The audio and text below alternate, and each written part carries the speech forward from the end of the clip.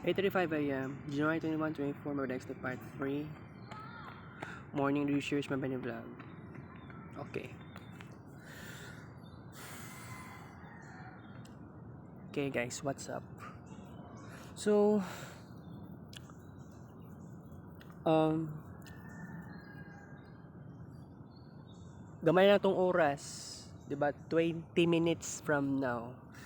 Di na ako magtuyok-tuyok kay gamay naman tag oras. Anya, sington pa kog maayo. Wala pa gani kung wala kong dalag payong sakay manggugog jeep. So, therefore, morning pinakatama ang buhaton. Kuan lang ta, mag-chill lang ta diri sa People's Park. Then pagkahuman, pag mugawas ta, mangita tag sakinan na sa mo sakay kog sa aron magkuan ko. Kauli ko sa balay. So parang dalian lang ning ato ang countdown.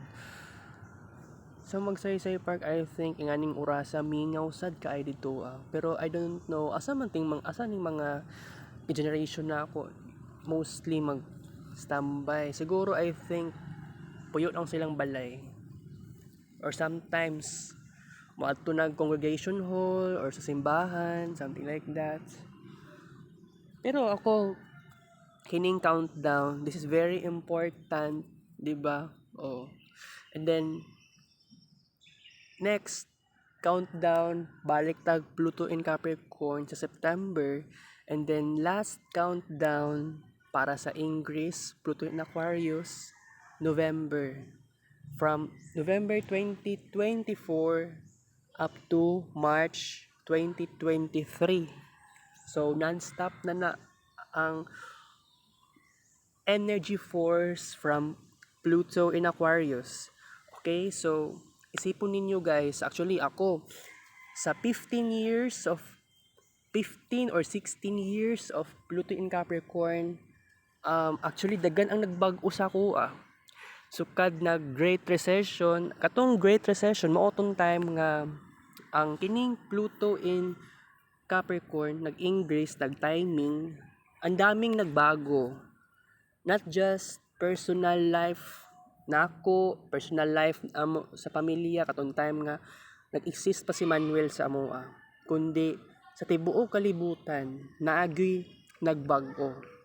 This is the effect of Pluto. Okay?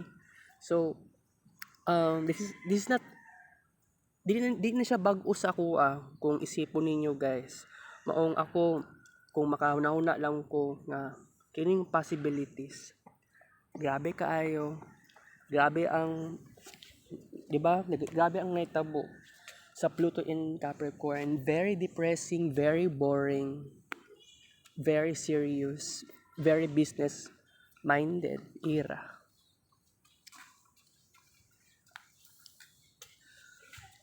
So, maunay great focus sa Pluto in Capricorn. Actually, sa una, before Pluto in Capricorn, napatay Pluto in Sagittarius. And during this time, Gen Z people was born. Okay, so sa karon nagunahuna kog possibilities aning Pluto in Aquarius. Isipon ninyo last year, nangutot ko by the way. Okay, last year nag-Pluto in Aquarius ta, and naapa ko sa eskwelahan sa Samson, right? And then actually I really don't know kaayo unsay nahitabo sa ko last year. Pero akong pagka-remember, buhay pa rin ang tradisyon sa Kids Paint. Napatay napatay vlog. Oo. Tuloy-tuloy ang vlog nato.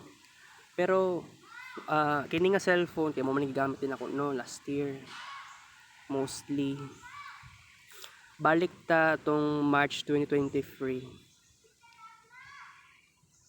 Kini ang pinakagrabe.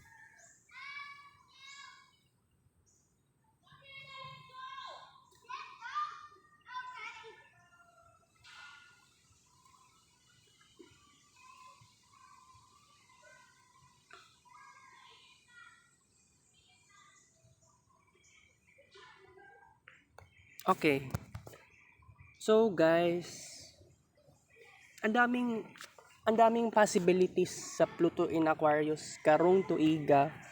So sabihin natin katong December 31 last year and then January 1 of this year, wala ko'y tarong na insights unsay buhaton nako para sa New Year's resolution. I think karong adlaw wala pa naman ko nag-set og goals para sa Pluto in Aquarius, pero I think actually naman ko na save na kwarta sa balay.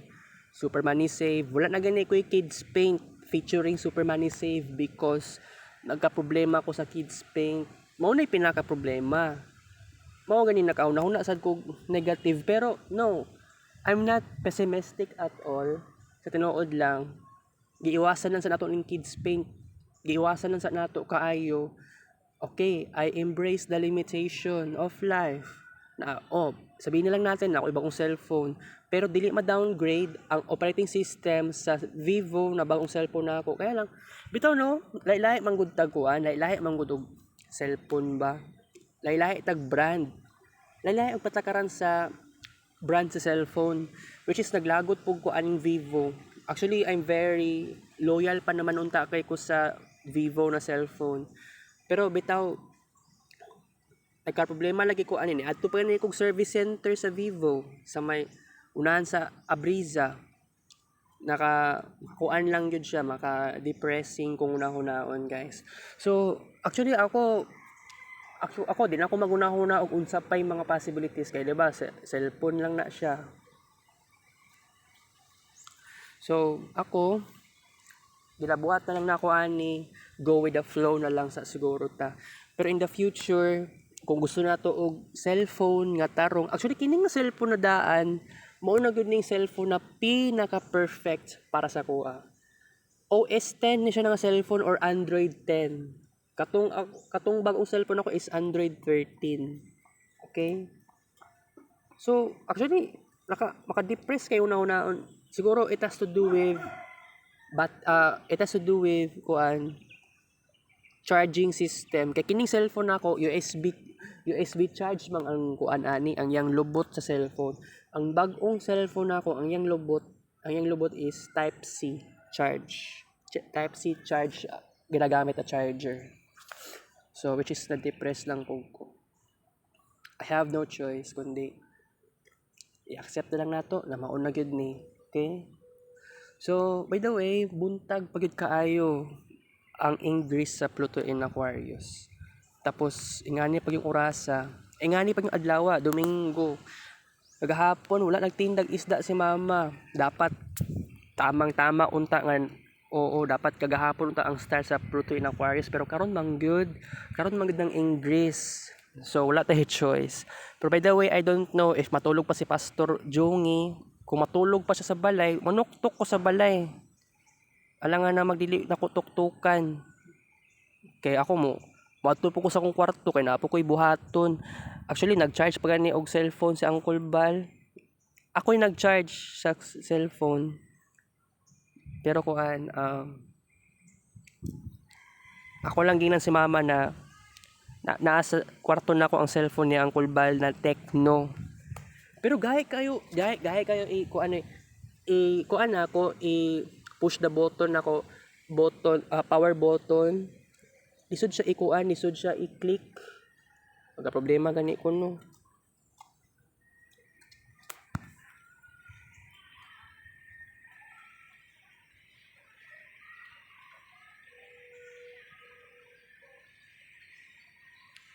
Dili maklaro ang Pilipina. Maklaro na siya. Okay. Kuan man gud to. European ang yung lalaki. Siguro American. Kung American, siya European descent. Okay, so by the way, let's talk about the future dreams. Actually, next klase na mo sa Thursday. Thursday pa ang among klase. So expected na mauna gud na Pluto in Aquarius na era namo. Okay? That's very interesting kasi si Ma'am Miguela Dagoy, part siya sa Pluto in Leo generation. Pero by the way, na siya Leo ascendant and then Pluto in first house. Okay? So by the way, si Ma'am Ging na-experience niya ang Pluto in Aquarius last year. Pero wala pa nag-opposition from transit sa iyahang natal Pluto. Wala pa nagkuan kay actually 1950s man nagipanganak si Ma'am Ging. Dili siya 1940s. Si Ma'am Remis wala pa naman siya nakaagi yata o kuan Pluto opposition pero namatay man siya last year.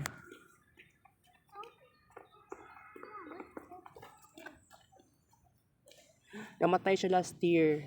Unexpected ang pagkamatay ni Ma'am Remis. So, actually,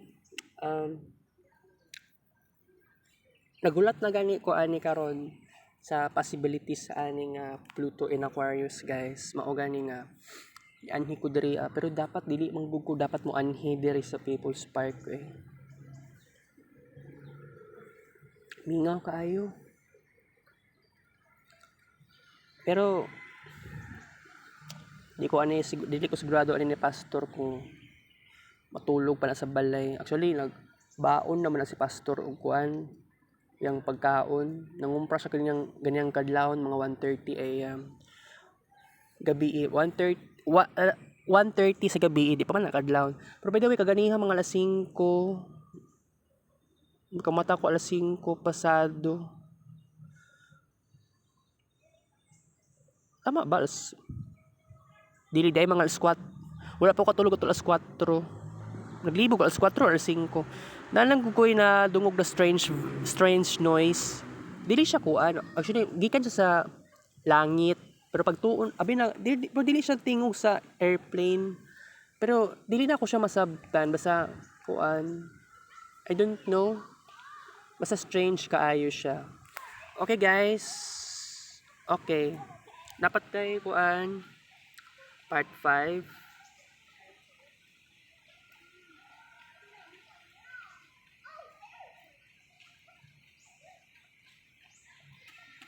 Okay, thank you for watching video.